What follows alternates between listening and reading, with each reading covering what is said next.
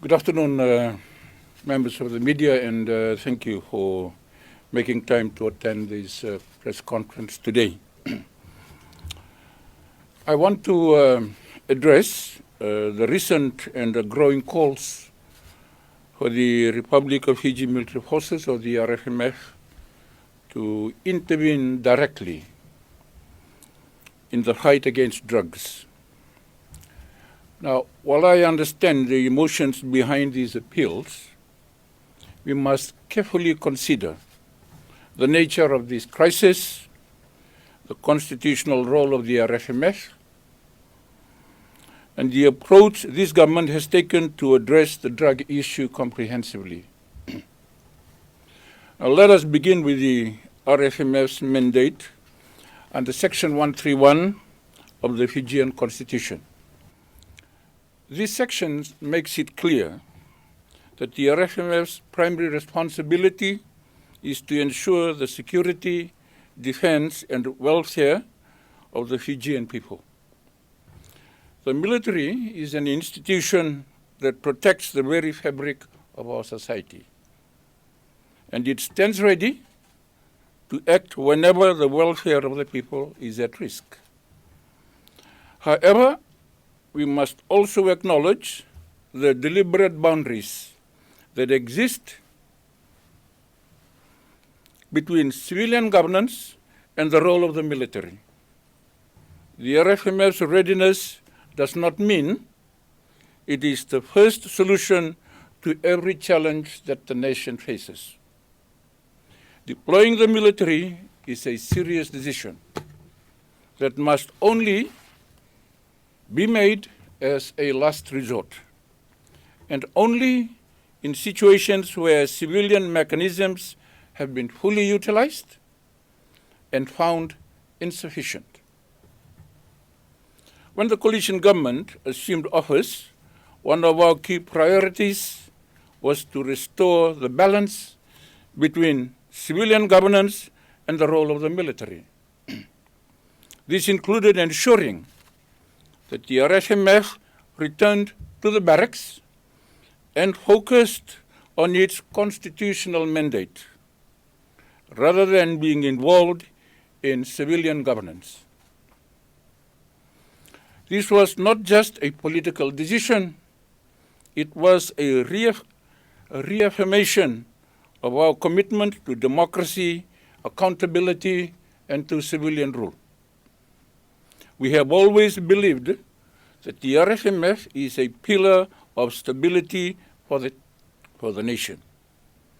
But its involvement in domestic issues must remain exceptional, not routine.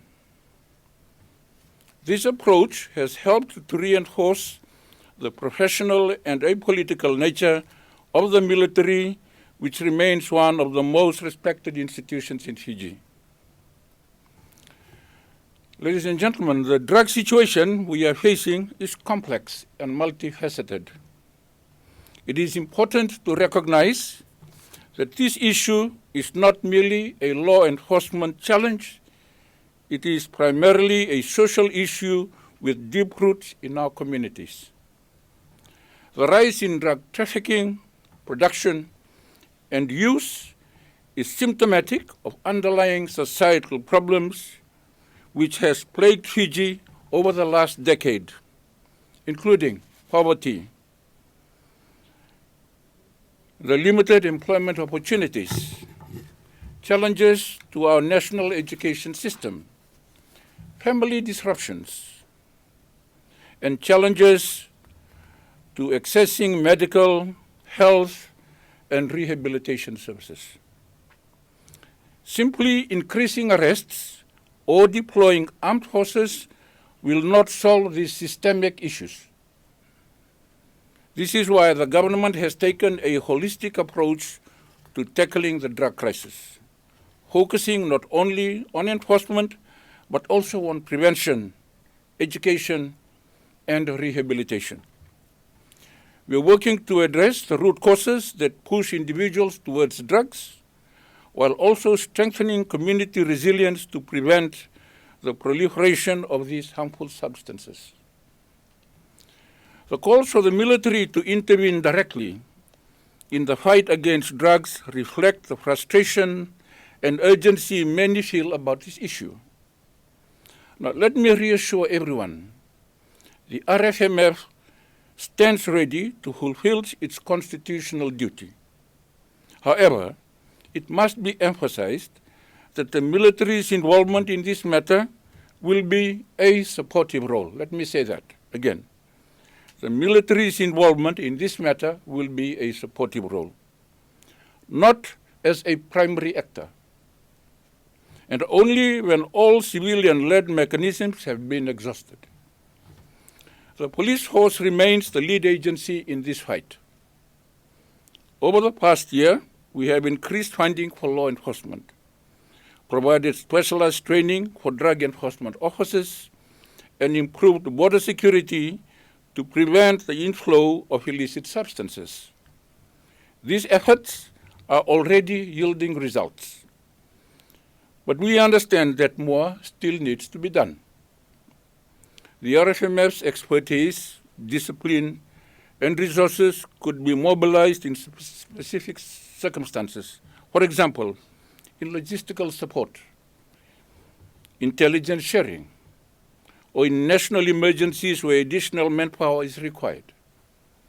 However, deploying the military for routine law enforcement risks undermining the professionalism and civilian focus of our police force. Since taking office, this government has prioritized the fight against drugs through a combination of enforcement, prevention, and rehabilitation strategies. Our efforts include: 1, strengthening law enforcement, increased funding for the police force, the provision of advanced technology and equipment, and regional intelligence sharing initiatives. Number 2, preventive measures, nationwide education campaigns to raise awareness about the dangers of drug use, targeting vulnerable groups such as youth and the rural communities. Number 3, rehabilitation and support, expansion of drug treatment facilities and counseling services to help those affected by addiction rebuild their lives. And number 4, community empowerment, partnerships with local leaders, religious organizations, and non-governmental organizations to promote grassroots solutions and prevent drugs from taking hold in communities. In addition to these measures, we are working closely with our international partners to disrupt transnational drug networks and share best practices in tackling this issue. It is crucial to stress that the drug crisis is not a problem the government or the police can solve alone. This is a challenge that requires the active involvement of every Fijian.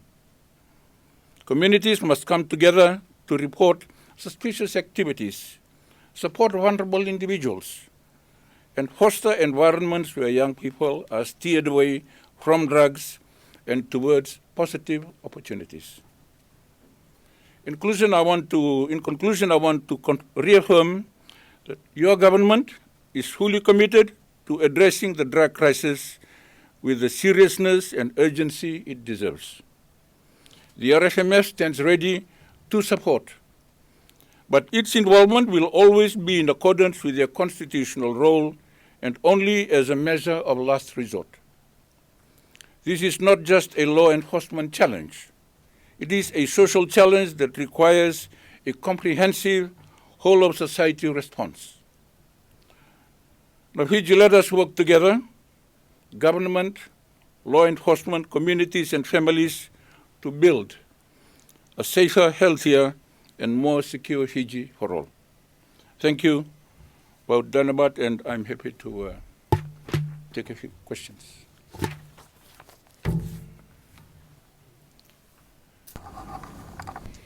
Bula, sir. Bula. Shail from the Fiji Times. Thank you so much for your statement today. I just want to clarify. You've mentioned that the RFMF stands ready to support the Fiji Police Force in its fight.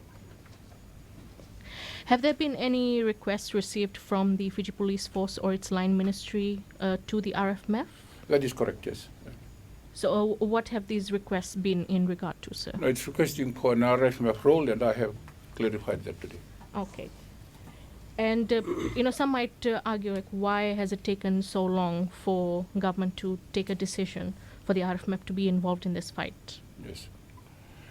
Like as I explained today, the primary role of combating drug in Fiji, in the drug situation, is a police role. The RFMF, it's not their primary role to deal with this issue. Obviously, I've tried to describe that in circumstances in which the RFMF can be deployed to support the police, and it is in a supportive role. When all that has been exhausted, the police, as I've said earlier, need to build capacity, build reinforcements within its own rank and efforts to control this particular issue. Only when that is exhausted that the RFMF should come in. Okay. And the funding for the RFMF personnel who will be involved in this, will that come from the internal budget? Well, that will be determined first. Whether our services are going to be needed, obviously someone has to pay. And who? So, Melanie from Fiji One, you mentioned last resort. How will you determine that? That is a determination the Commissioner of Police will have to tell government and the Now- Minister for Police, yes. So you mentioned that he has reached out, the Fiji Police Force. has That is reached out. correct, yeah. We have explored avenues in which RFMF may be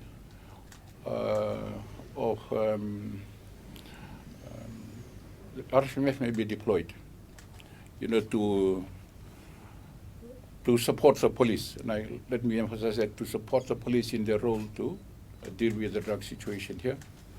Obviously, RFMF has always been involved in a supportive role in the past to the police on this matter. In the major drug raids that have happened, RFMF have always been there, but never in the front, always at the rear with the gear, standing ready to support the police if they need it. So this is in one of those other situations. A request has been made, so at the end of the day, the determination on whether RFMF will be needed is a matter that the Commissioner of Police will have to make, as that's his role under the Constitution. So, okay, Fiji-san. So, just a follow-up question to Marion is, so you don't really think we are at that point where we need, we haven't gotten to the point where we need the last resort to come in? I think we've done a lot lately. We've done a lot since the government has done a lot to deal with the drug situation that has affected Fiji, something that has not occurred overnight. We have been able to made some announcements of certain initiatives that we have done, including, the Narcotics Bureau, including specialized police operations. You have seen and witnessed that lately. We have increased the tempo in our fight against these issues. But this is only really to try and curtail and stop people from bringing drugs in and to stop them from selling drugs to our people. That is really a criminal matter. But on the matter of those people that use drug, government through the police and through other agencies has worked with faith-based organization, with the Vanua. Even now, TCC has mentioned that also, the chair. And civil society to be able to curtail this problem. It is bad, but what I'm saying today is that the RFMF stands ready if it needs to be deployed in support of the police, but that determination needs to be made by the police. That needs to be made by the police. Whilst they need to be able to say that they have exhausted all of their efforts to ask for the RFMF support. So don't you think the request coming from police is the exact same thing, that they really need army to intervene? No, we are discussing the idea of how RFMF may be in support of police. You see, we are discussing that idea. But the exact determination of whether RFMF will deploy in support of police is something that the police needs to make a call. But the RFMF stands ready to do that. So do you mean boots on the ground? What? Yeah, of course, yeah. In a support role, yeah. So the Navy is So- a part of the RFMF. One of its responsibilities is to monitor Fiji's EEZ, Yeah. EEZ, which is just been vulnerable to Yeah. drug trafficking and all the sort. So where does this decision align with Fiji Navy's role? Yeah. The Navy, when it goes out to sea to do boarding and enforce, our national sovereign territory, this role warrants them to board vessels, search vessels, suspected vessels that might bear a threat to Fiji's national security. So it could be anything. So in a lot of these cases, it's the Navy exercising the powers that are vested in customs, that's vested in the police. And it's usually in this role that the Fiji Naval Division or the RFMF Navy does these searches. It's using the laws of other government departments. But where there is a threat directly to Fiji, obviously the Navy is part of the RFMF. That, for instance, if it was something other than just drug, then obviously the Navy has a role to play to stop the threat coming to Fiji. But in cases of drugs, it's the RFMF through the Navy using the police to do that work out at sea, because they're the only ones that have the capability to do that. Minister Tikoduadua, like Fiji Live, do you just wanted to get your thinking behind this?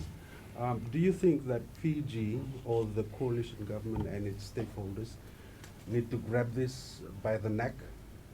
We've just had a change in government for the US. They had pledged about $5 million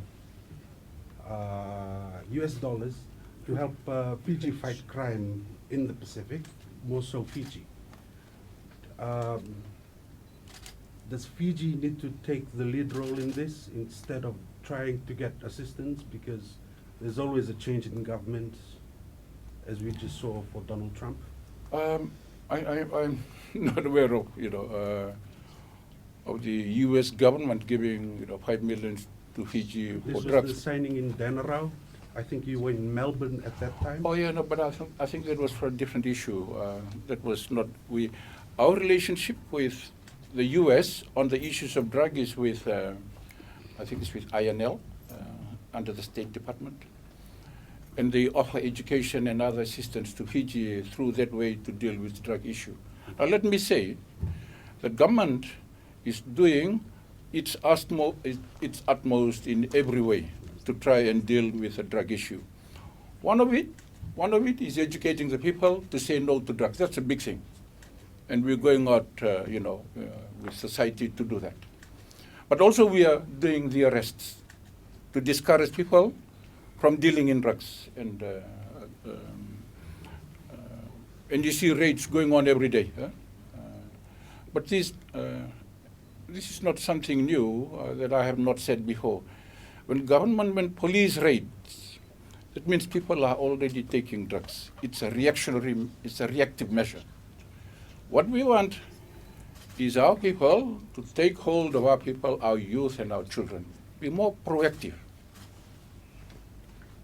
encourage people through education, through interactions, through dialogues, to get them to come away, to say no to drugs when they are faced with this situation. But to say that government is not doing all it can, I think is perhaps is not correct. I think we've done a lot in this while, but of course the extent of the problem is also big. Minister, in your previous role, you had talked about the possibility of arming the Narcotics Bureau because of the sort of people that they deal with. Now that we have talks of the military coming into the mix, is that something that you would probably be discussing? Well, I tell you what, we should really seriously look at arming the police too. Because that's probably the only thing that the RFMF really might be needed to do, is provide. And that's what, from a distance, obviously, drug is related to arms. And there is a significant threat related to it. So police cannot be carrying buttons when people are shooting at them, with firearms. So, under the law, the Fiji police force is allowed to arm itself. Okay. But I think we really need to seriously look at their capability in that area, because it's very important to keep these two roles separate. Yeah. Because yes, they may be supporting the police, but there's always, it's a soldiers in a supportive role, and that's kind of a big thing, If you ask me personally, I would rather, have a police fully capable of dealing with a threat, including those that are armed and shooting at them, but in blue, not in green. So are there roadblocks in achieving that currently? What's that? Are there roadblocks in achieving that currently for the police force? No, the only thing is because they do not have the arms to do that. Police do not have the arms. They are empowered under law to be armed, but they do not carry arms. Only in times of emergency, but they've got to make sure they have the right kind of capability, the right arms. One of the things I was going to consider under the police reset, because the threat situation continues to evolve, and we've got to look after the safety of our police people. Right? And hopefully that when they get to use arms, if they need to, that they'll be properly trained. Make sure that that is used really for the protection of the law and the individuals and people that are involved there.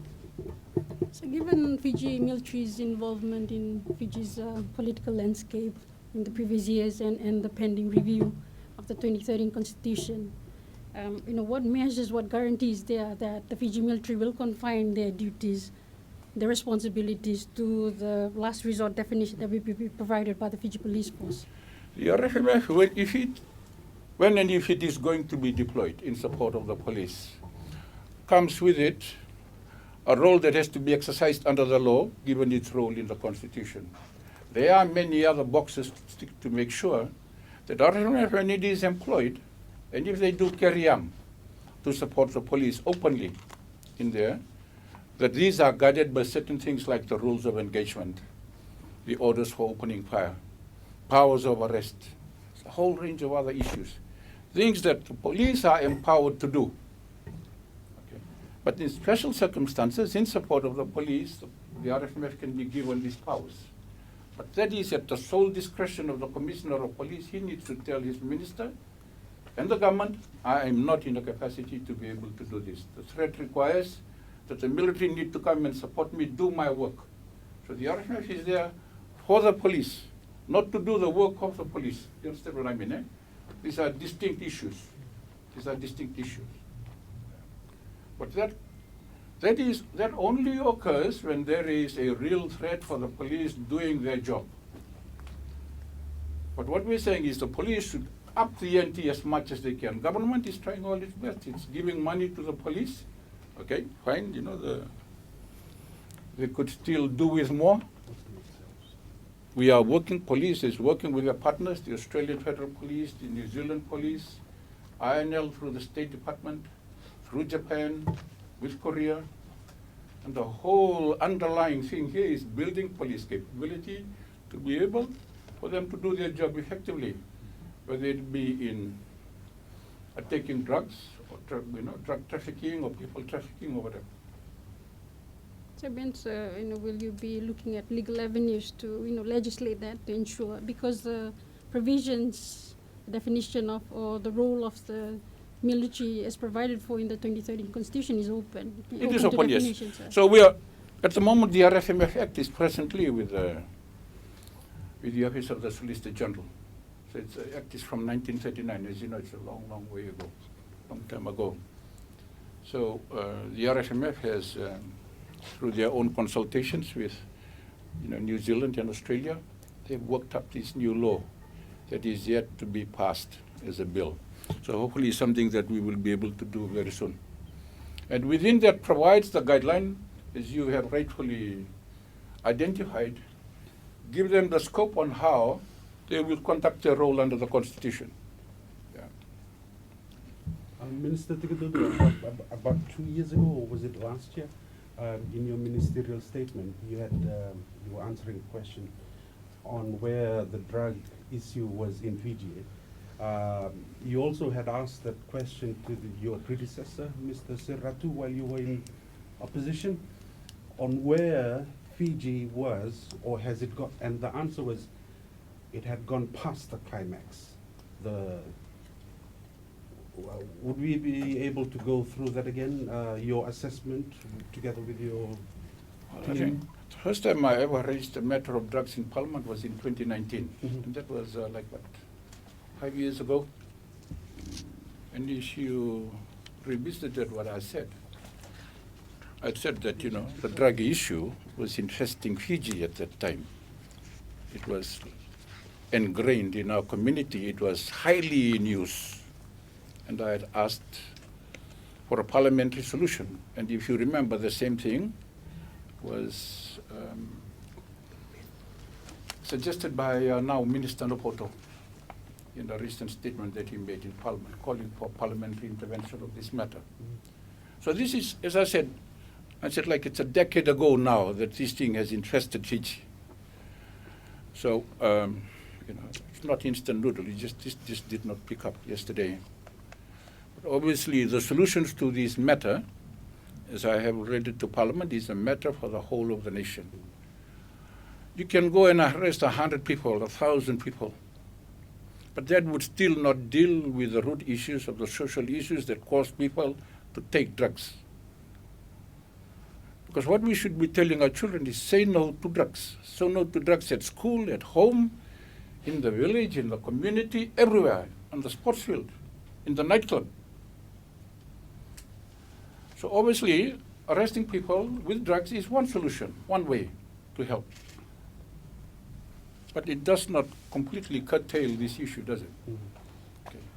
So when the rule of law collapses because of these issues, and RFMF's request is requested to intervene, obviously there is, people have identified the need right now of the things that have built up for a very, very long time.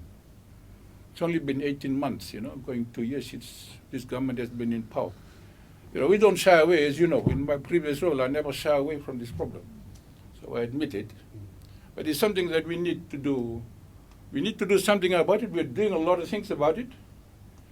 So in this case, if RFMF needs to be deployed, these are the provisions in which they will be deployed. So today, I feel I have the responsibility to tell the nation so they can understand if, say, this is coming out.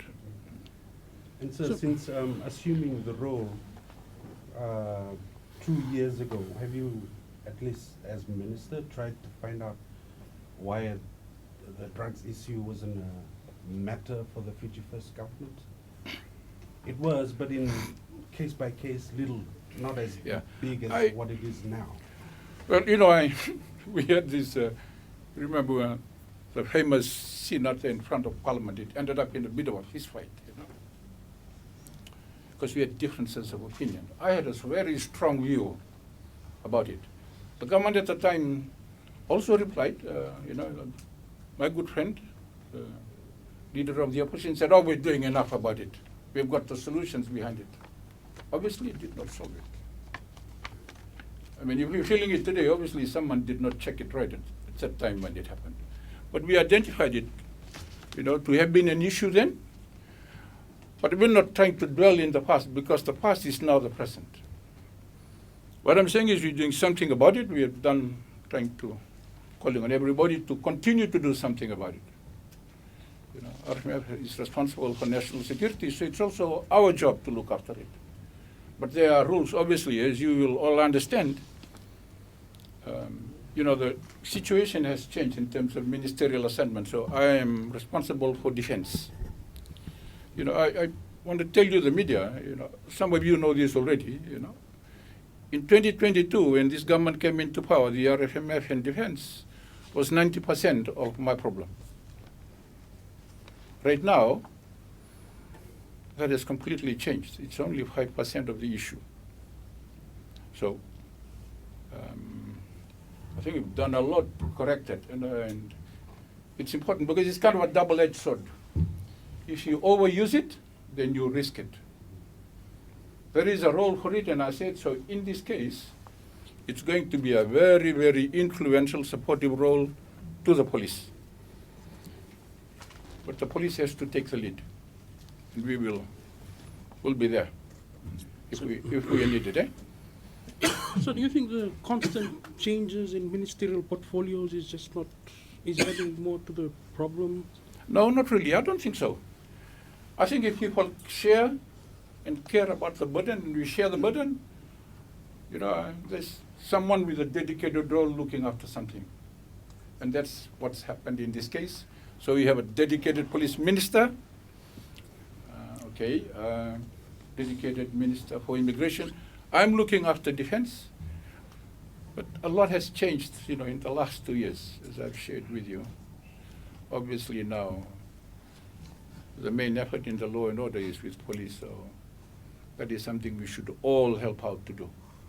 So, just last question from me. The Trump executive signed an executive order on the deportation of illegal immigrants.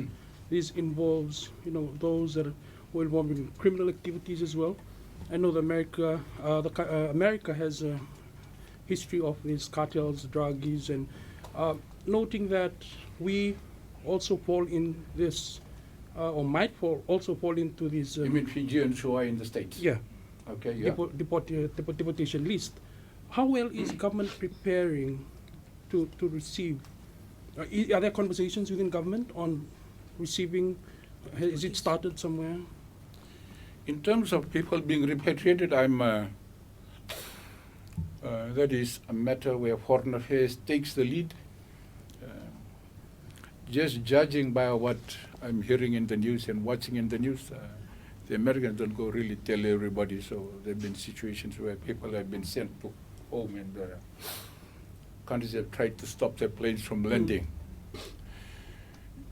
I think it would be nice to know that some of our people, particularly if there are those who are known to be, drug offenders in the States and have to be repatriated, so that these are for the offenses that they have committed over there, so that the police and, law enforcement agency will know. But we do share information in between our law enforcement agencies, through, I spoke about INL. We share information about people, so no one can, if someone has already registered in the U.S. justice system, offending as a drug offender, we will know this person. We have networks that share information, but it'll be nice if the Americans tell us if they are putting them on the plane to come here. Hopefully they don't disrupt things in the plane and don't become too loud on the plane. I'm sure we are capable enough to hold people who try to jump off the plane coming here because they want to run away from coming back to Fiji. But I think history, Fijians have been good in handling these things. Yeah. Do you think we need to start that conversation of preparing? I think it's already started. Okay. Yeah. These things don't happen in isolation. Yeah. So like I said, it's probably a better question that is posed to the Minister for Foreign Affairs dealing with the States. But in law and order, I tell you, we talk to each other. We talk to law enforcement agencies.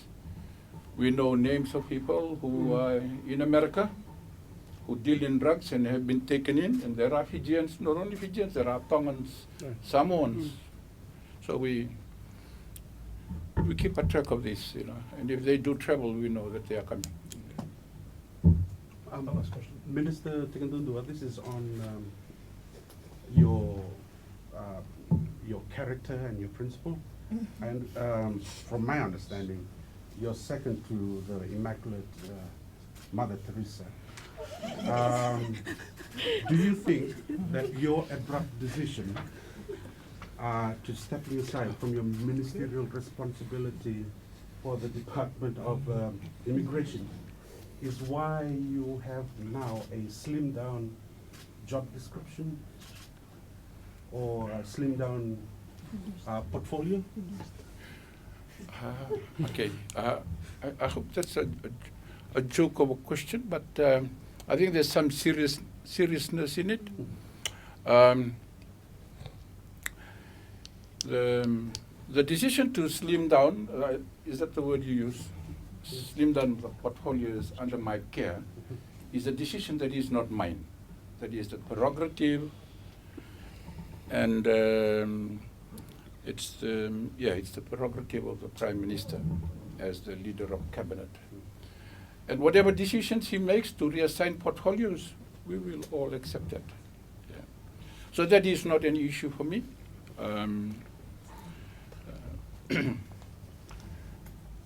In the conversations around reassignment,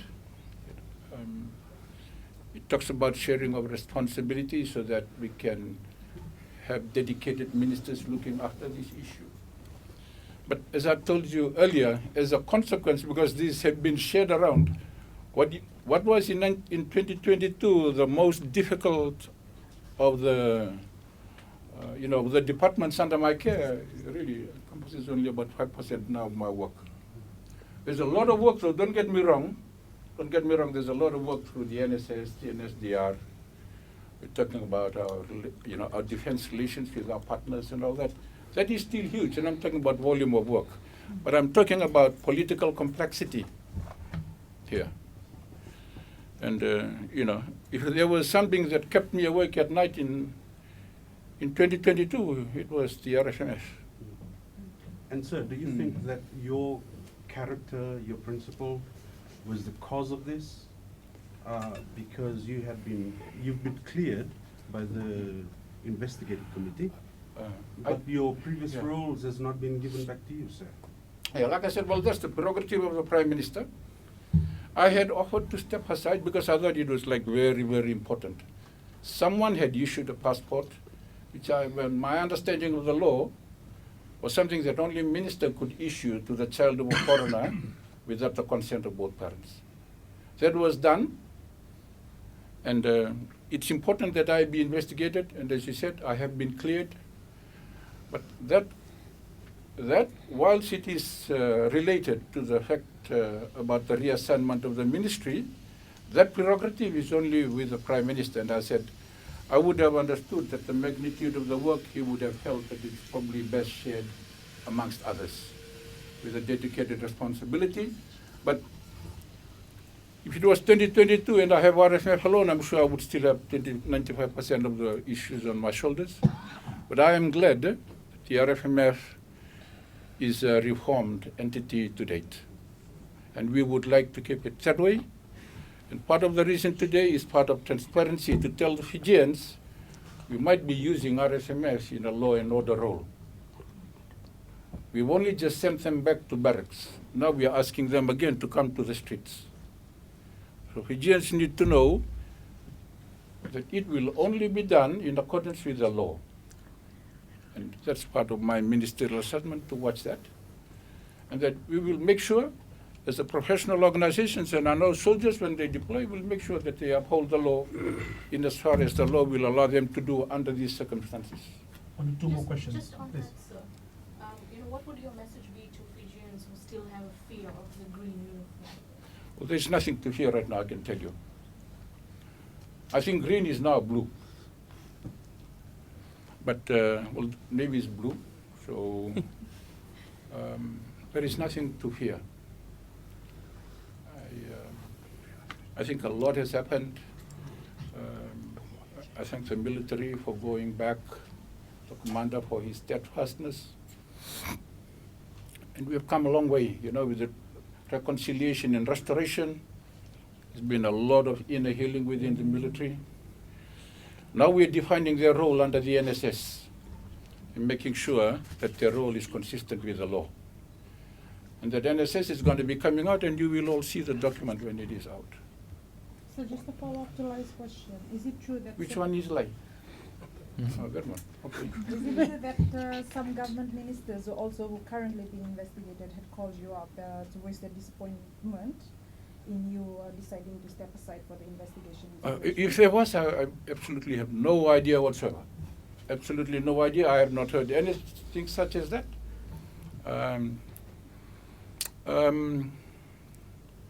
As I said, I took a matter of, I stood on a matter of principle. But the reassignment is the prerogative of the Prime Minister alone. And, you know, the PM has made the decision, so that's it. So what is And I'm pretty happy. Mind you, I'm pretty happy in my job right now. You look well. I don't look stressed, do I? Like okay. so what has become of what has become of Fiji Military's annual reports from 2005 to 2018? Okay, good one. Good one. As you can see, it's a long way in terms of building confidence.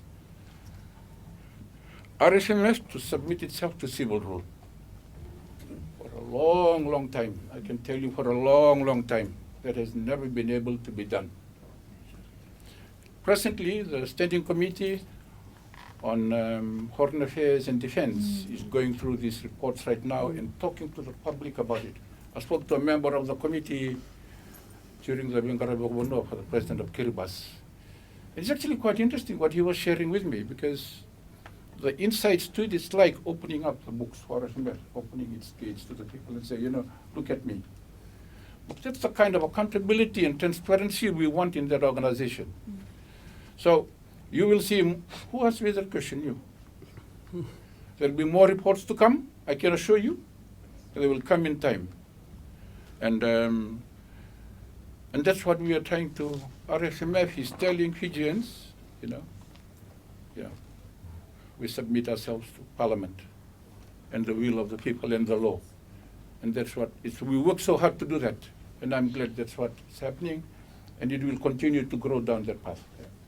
So the Navy, one of the senior officers within the military Navy hierarchy, what? raised concerns about, before the parliamentary committee yesterday, Oh, yeah, yeah. raised Who spoke? concerns about Major Fox? Fox. Or John? Alfred. Yeah, yeah. Spoke about Alfred. concerns. Oh, Alfred, yeah, yeah, okay. Spoke about resource constraints Yes. in monitoring Fiji's EEZ. Yep.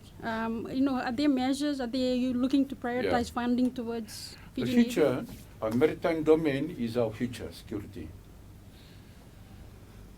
Over 90% of things that pose a threat to Fiji come over the sea, whether it's above the sea, on the sea, below the sea. And that means that should also be the focus of where we build capacity to keep Fiji safe. The Navy needs to be made to be professional and strong.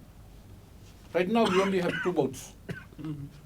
2 boats for the whole of our 300 kilometers. We need to build the police to look after our coastal waters.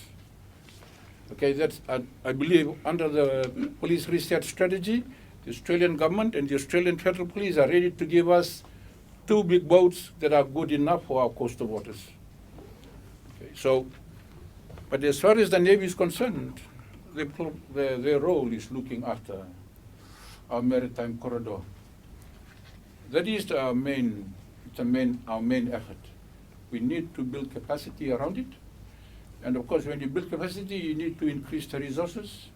And we are looking at doing that. You know, it's unfortunate we've had some mishaps in the past, but every institution has got their problem. You know, so, but we want to continue to carry on this role. Hopefully, see the Navy being dispositioned in different areas, maybe one in Laos and one point in Wonolevu, to help, you know, covering the whole of Fiji and stop people from bringing drugs here. You know. The very last Yeah. question from Lion, then I've lost my train of thought. okay. So I'll ask. Just would you be able to just give us an update on the Navy, on the RFNS? What was it again? So Yeah, the court martial that was supposed Yeah. to. Okay, there's a current court martial pending. Once that's done, the court martial for Mau will start. Okay. The investigations for Kimo has been completed, and those involved are being lined up for similar disciplinary actions. So what's the message to the rogue? These people that are causing these problems within the RFN? Well, these things always happen. There's never been any organization that's without any issue. But we continue to implore upon, at least for the departments that are under my care, RFMF in this case, to be professional about their work. You know, follow the law to uphold the law. That has always been my line. So, If people follow the law, no one will be wrecking any boats. Surely. But a process has been taken for discipline, and we await its outcome, and that's the assurance that the Commander RFMF has assured me during my last meeting with him a couple of days ago.